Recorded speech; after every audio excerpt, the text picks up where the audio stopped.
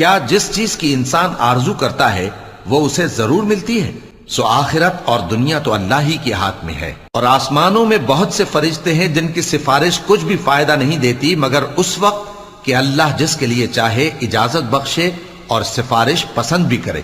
جو لوگ آخرت پر ایمان نہیں لاتے وہ فرشتوں کو لڑکیوں کے نام سے موسوم کرتے ہیں، حالانکہ ان کو اس کی کچھ خبر نہیں۔ وہ صرف خیال و گمان پر چلتے ہیں، جبکہ خیال و گمان حق کے مقابلے میں کچھ کام نہیں آتا۔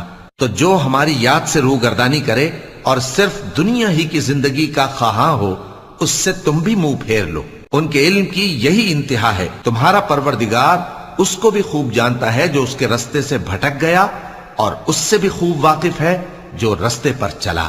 اور جو کچھ آسمانوں میں ہے اور جو کچھ زمین میں ہے سب اللہ ہی کا ہے، اور اس نے خلقت کو اس لیے پیدا کیا ہے کہ جن لوگوں نے برے کام کیے ان کو ان کے اعمال کا بدلہ دے، اور جنہوں نے نیک